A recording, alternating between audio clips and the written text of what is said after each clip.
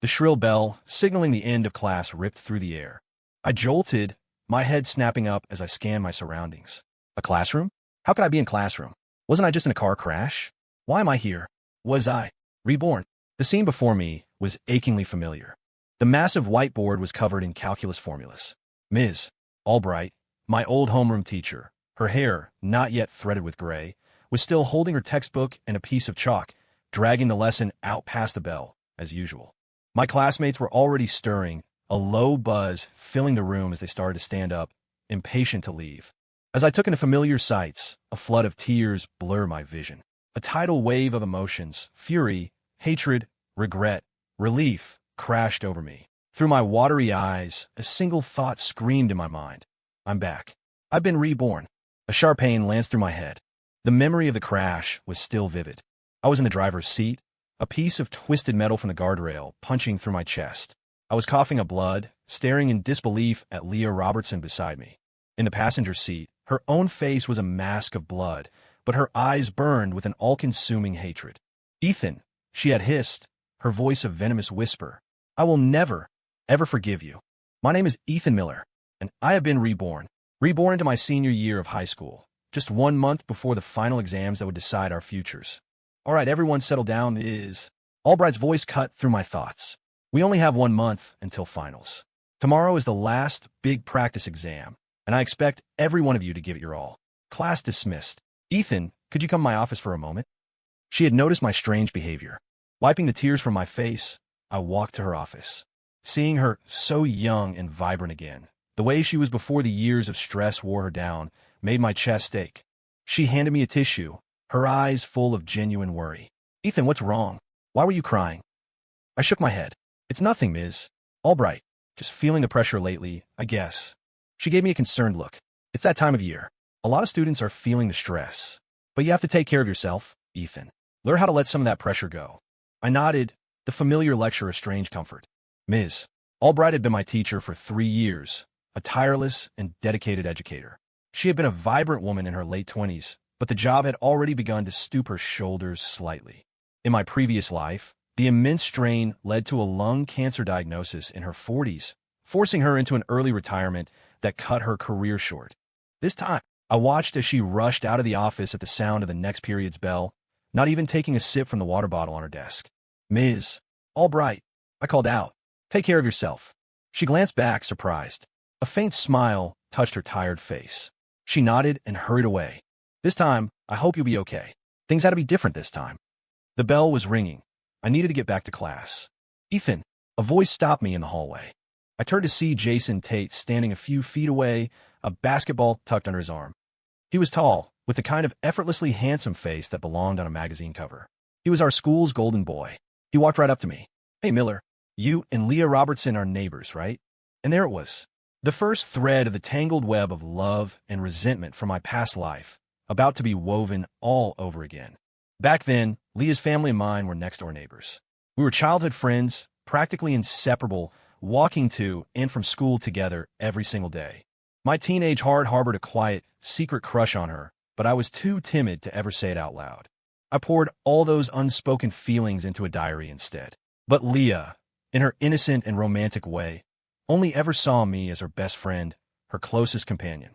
So in my last life, when Jason Tate handed me a love letter to give to her, my meek, conflict-averse self didn't refuse. But I didn't give it to her, either.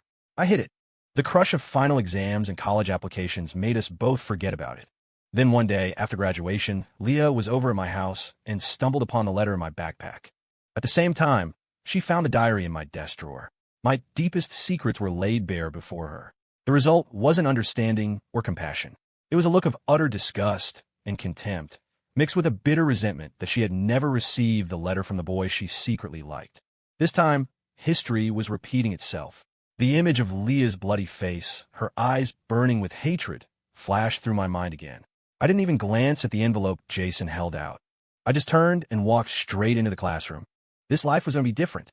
What the hell? Jason's angry voice carried into the room. Who does that guy think he is? A few of my classmates looked at me with curiosity, but I ignored them. This time, I would live for myself and for the people who truly loved me. After school, Ms. Albright kept us late again, patiently going over last-minute tips for the exam. By the time she finally let us go, the sky was completely dark. The campus was nearly deserted, with only the lonely glow of the hallway lights illuminating the path for the last few students. Senior year was a relentless grind. Even with the knowledge of a past life, the pressure was still suffocating. I dragged my tired body to the student parking lot. In the sparse light of a flickering lamppost, I saw a boy hand a girl a letter.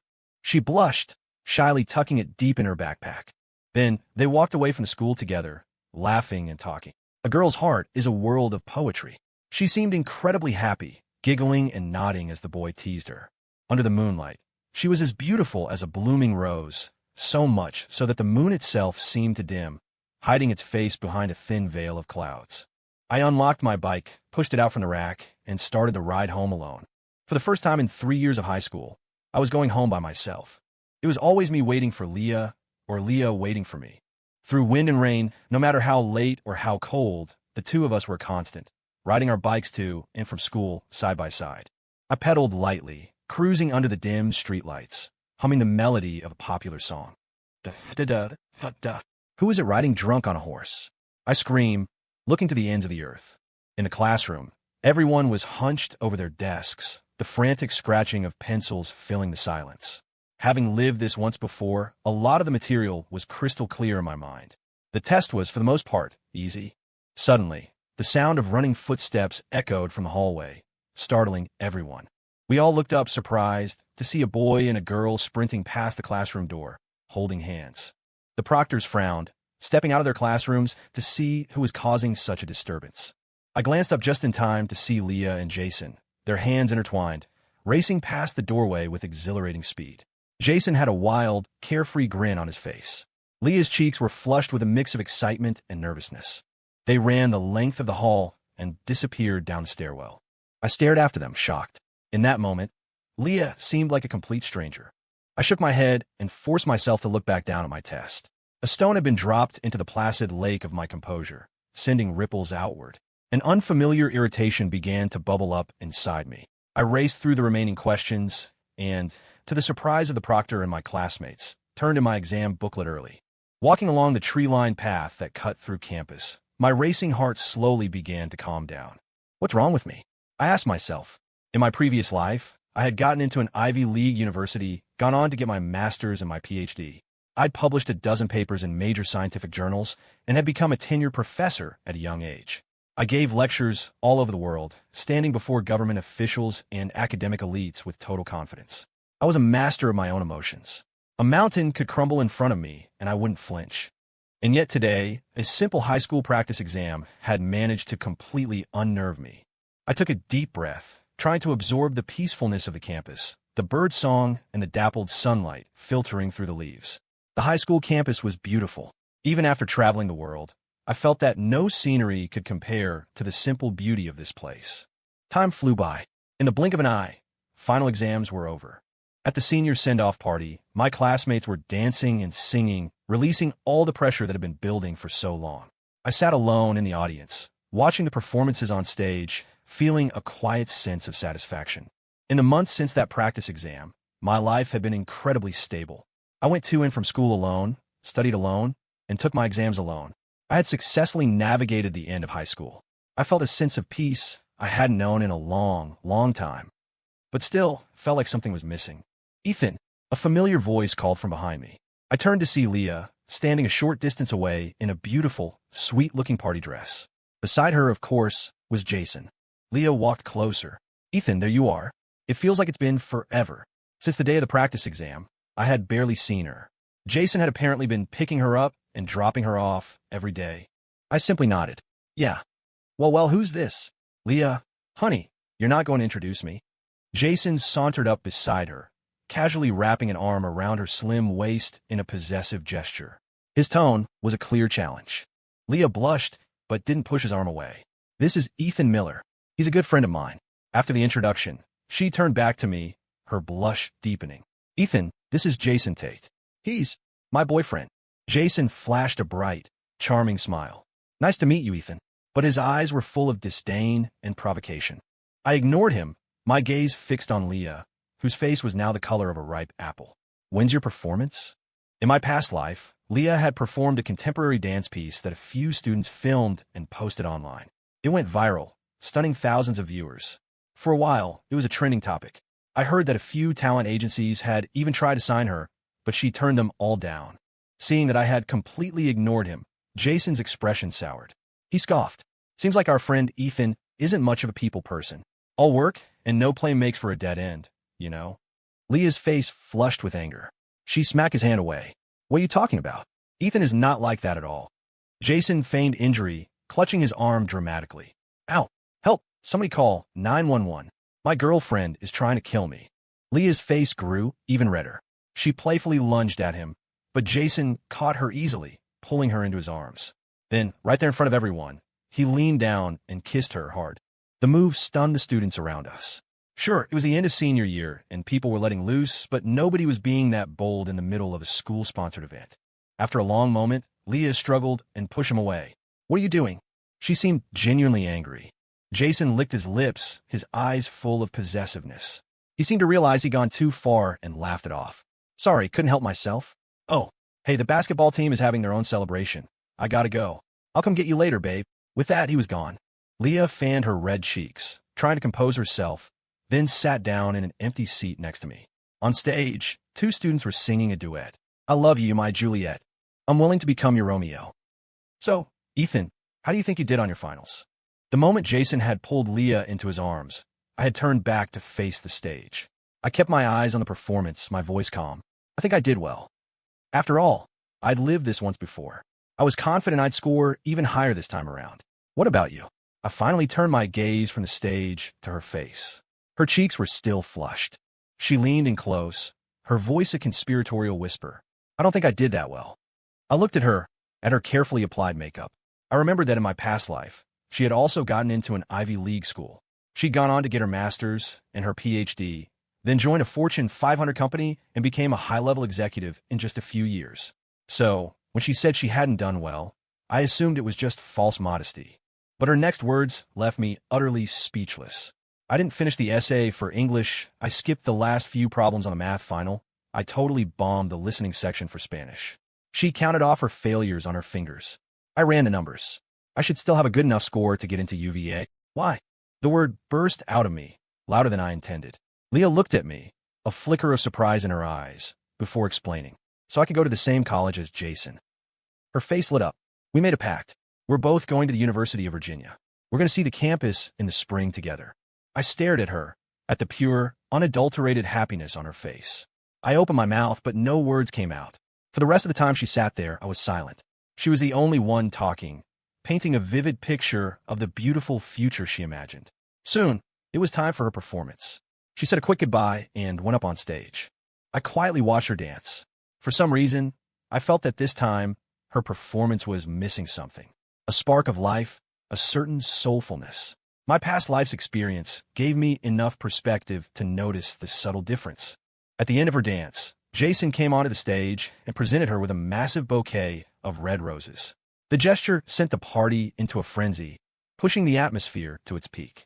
All my classmates seemed to be swept up in the wild celebration, but it felt like this party had nothing to do with me anymore. I pushed my bike out of the rack and walked slowly across the campus grounds. Just before I reached the main gate, I turned back for one last look at the jubilant crowd in the quad, then got on my bike and rode away. My scores are the highest in the school, the city, and the state.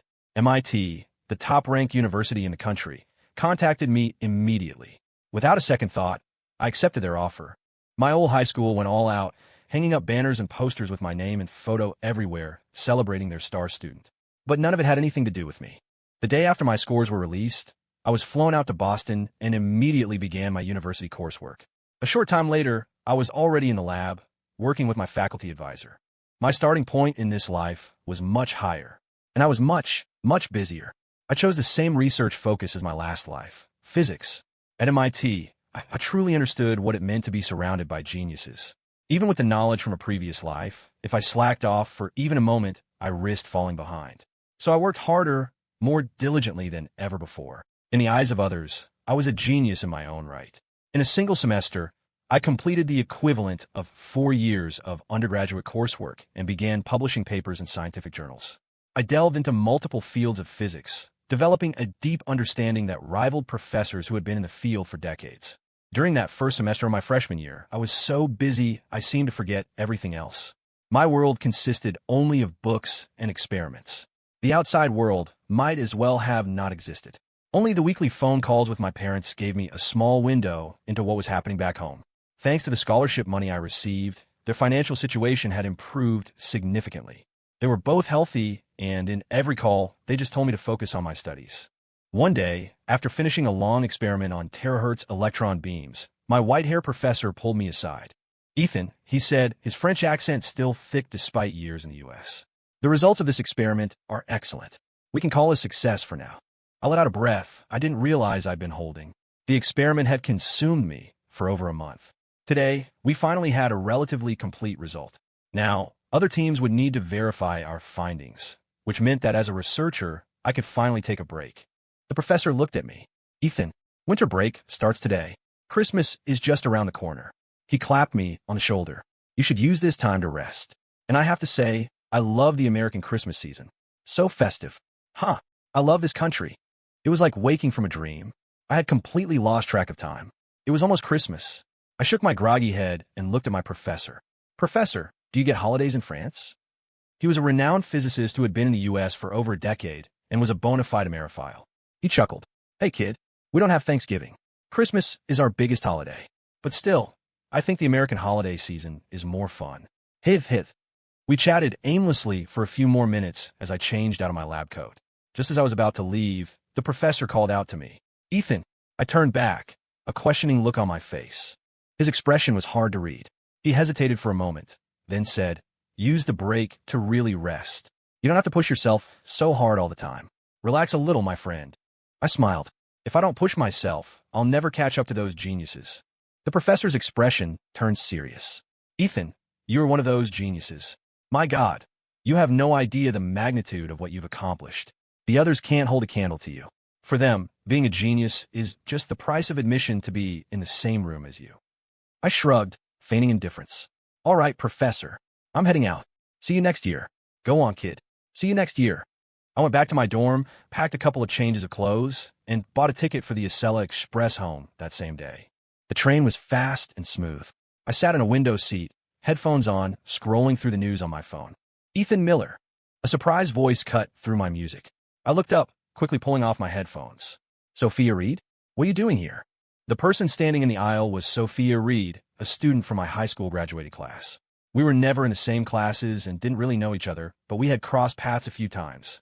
Her final scores had also been excellent. She hadn't gotten into MIT, but she was at another prestigious university in Boston. Sophia sat down in the empty seat next to me.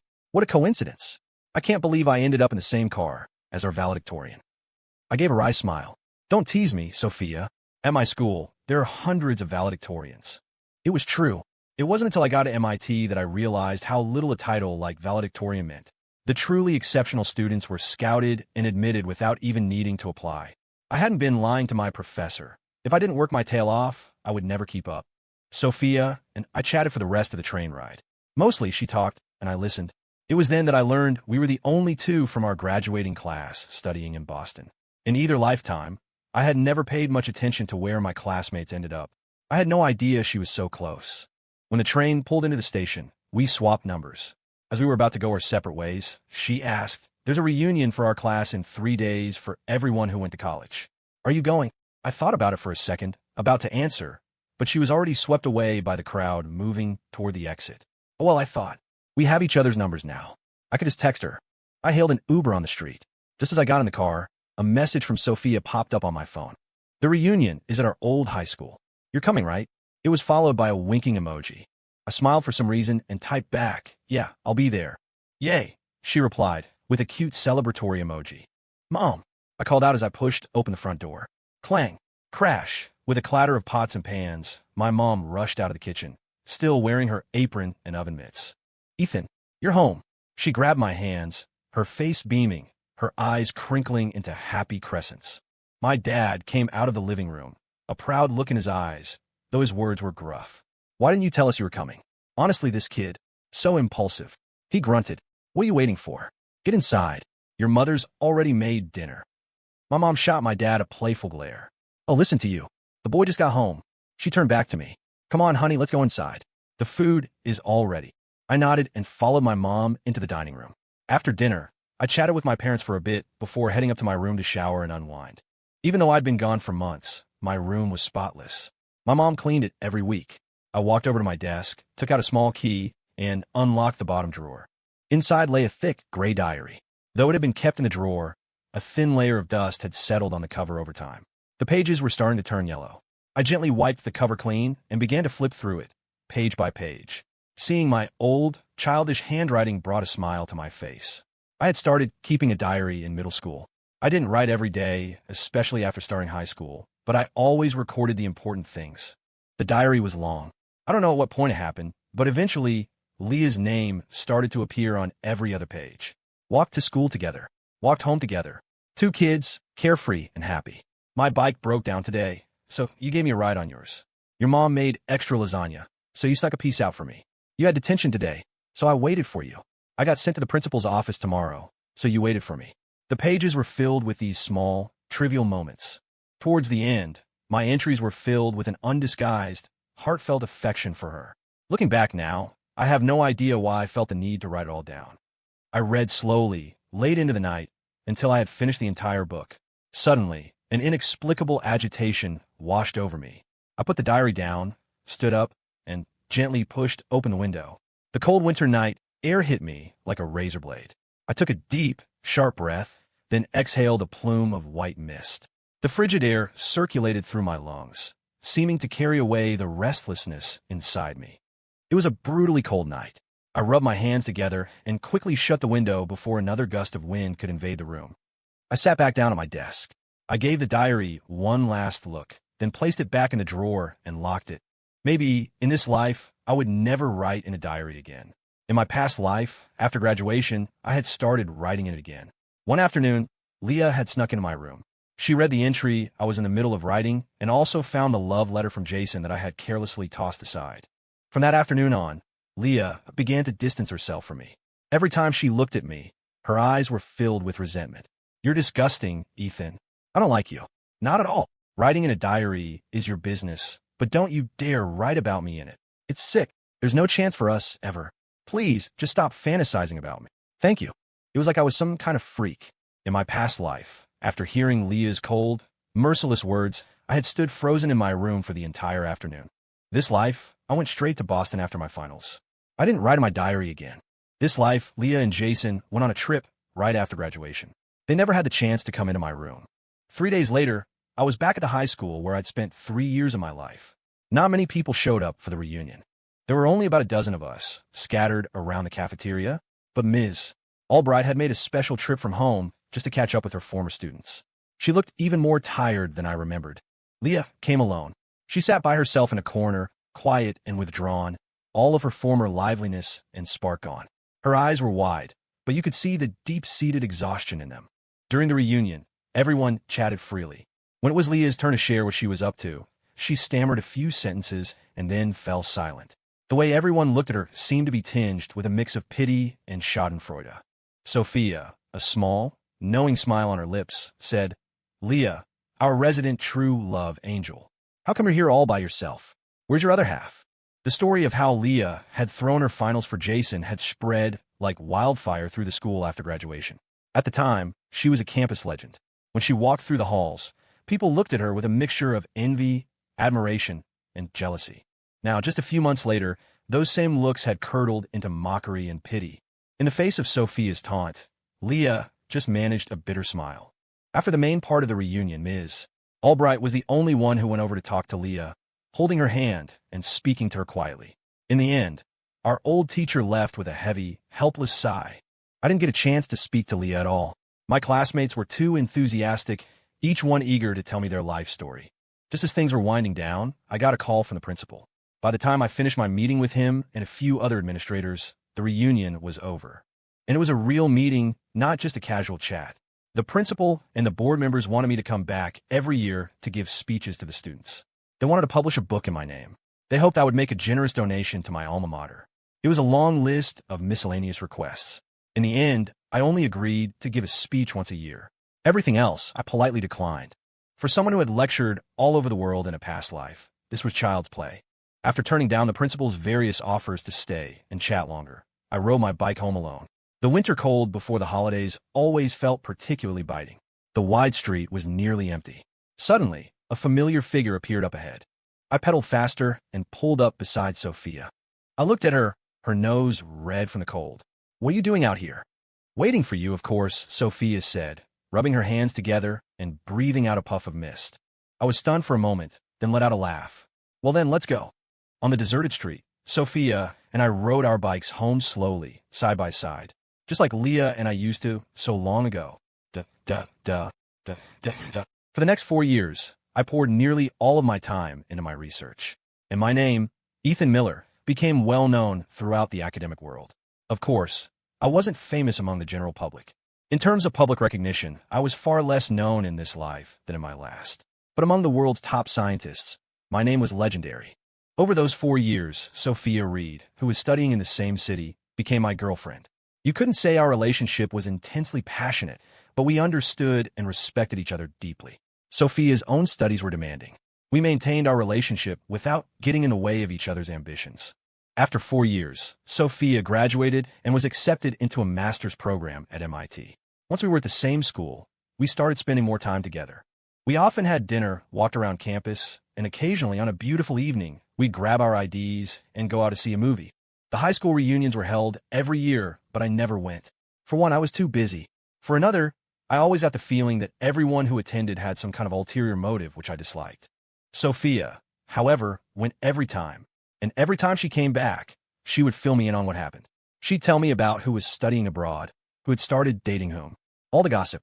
Coming from Sophia, it sounded like front-page news, matters of life and death. It was from Sophia that I learned what had happened to Leah. At the end of their freshman year, Leah and Jason broke up. Jason had started hooking up with an older, richer, and more beautiful student as soon as he got to college.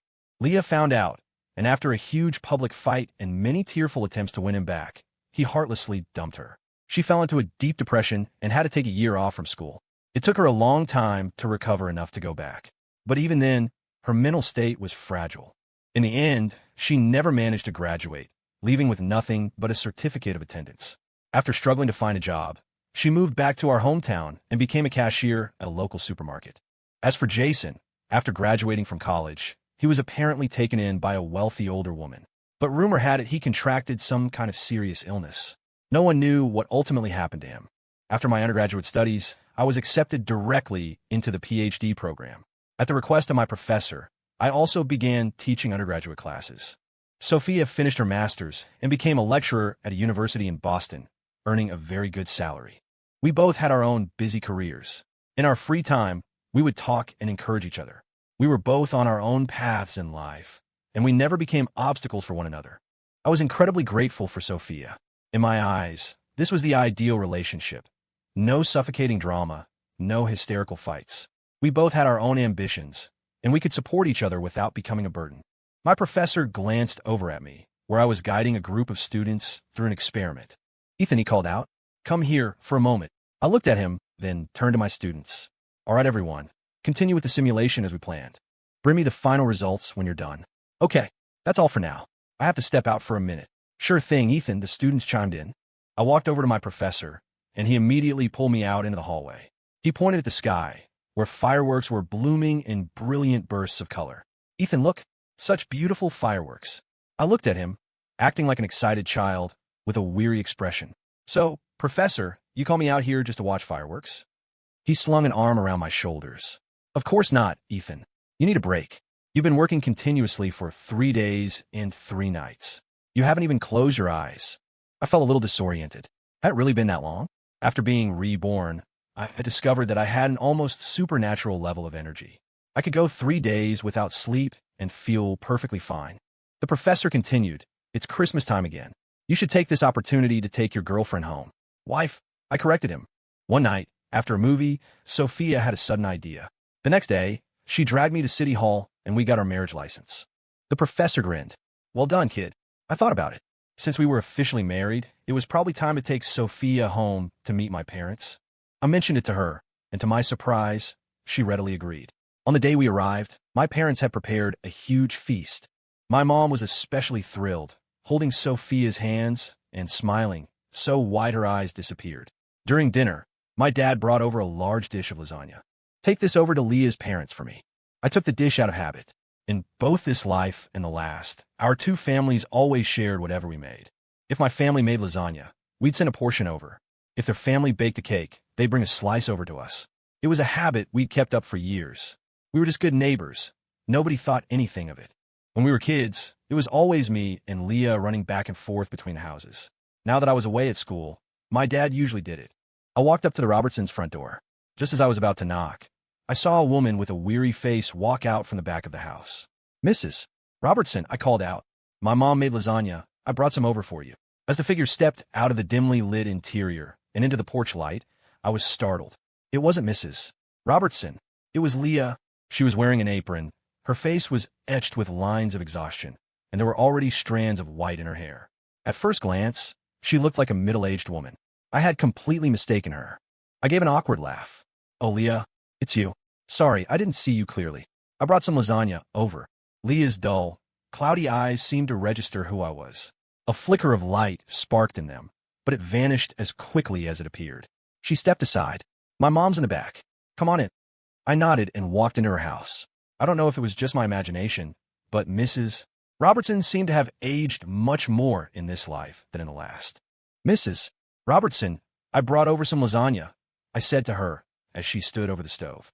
When she saw me, a smile instantly bloomed on her tired face. "Ethan, you're here. It's been so long. Come, sit down in the dining room." I put the lasagna on the counter. I had intended to leave right away, but I hesitated and then walked into the dining room and sat down. Mr. Robertson was in there too. He was just as excited to see me and immediately started to make a pot of tea. "Mr. Robertson, please don't go to any trouble," I said quickly. "I just came to drop this off. Dinner is already on the table at my house." He shot me a mock glare. "We're about to eat here too. You could just eat with us." I gave a weak smile and stayed seated. Mr. and Mrs. Robertson had watched me grow up. They only had one child, Leah, and they had always treated me like a second son. I'd eaten dinner at their house countless times. It was the same at my house. My parents only had me, and they treated Leah like their own daughter. Sometimes my dad would buy two of the same toy, or my mom would break a cookie in half to share. Our two families were as close as one. The water in the kettle began to boil, and the tea leaves quickly unfurled. As Mr. Robertson prepared the tea, he made small talk, asking me a lot of questions which I answered truthfully. In both lifetimes, I had always had immense respect for them. After asking a few questions about my work, he hesitated, then asked tentatively, "Ethan, you've done so well in your studies and your career is stable now. Have you thought about when you might get married?" Hearing this, I sighed internally. I feigned a look of sudden realization. "Oh, Mr. Robertson, I completely forgot to tell you. I'm already married. My wife is at my house right now. I'll bring her over to meet you sometime." Mr. Robertson was visibly stunned. From the kitchen, there was a loud clattering sound. After a long moment, Mrs. Robertson emerged, an awkward smile on her face. I stood up. "Mr. and Mrs. Robertson, dinner really is waiting for me. My wife is at home. I should get back." Without waiting for their reaction, I walked out of the room. Just as I passed through the doorway, I came face to face with Leah, who wore the same stunned expression as her parents. I gave her a small, polite smile and walked out without looking back. In our last life, the debt between us was paid when you grabbed the steering wheel in that car wreck with that piece of metal in my chest. This life, we go our separate ways. To each their own. Back at home, my parents adored Sophia. She had them both laughing throughout the meal.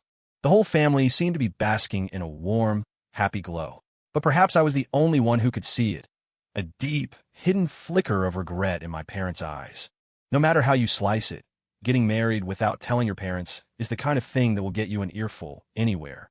Fortunately, Sophia's parents seemed to have a good impression of me.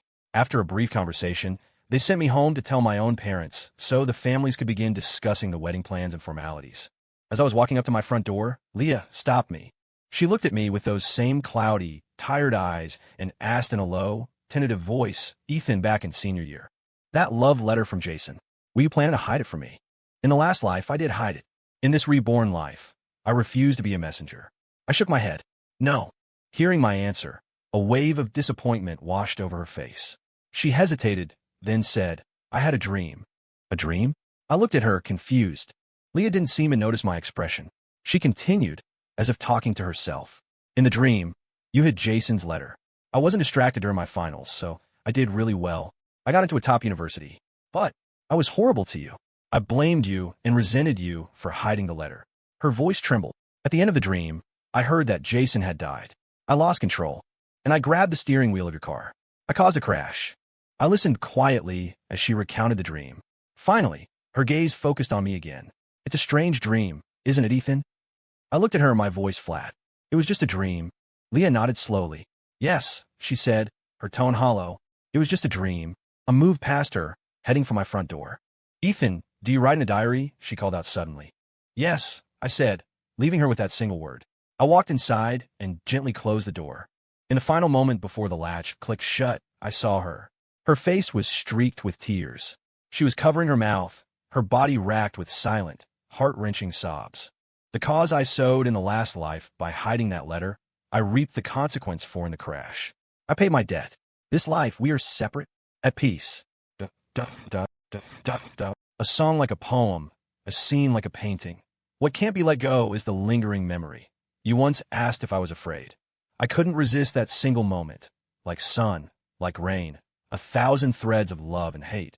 I once asked when you would say yes. I couldn't bear the praise, not rushed, not slow, calling out from the other side of the mountain, whether you hear it or not. Even as black hair turns to gray, no sorrow, no joy. I will just wait for you in my heart.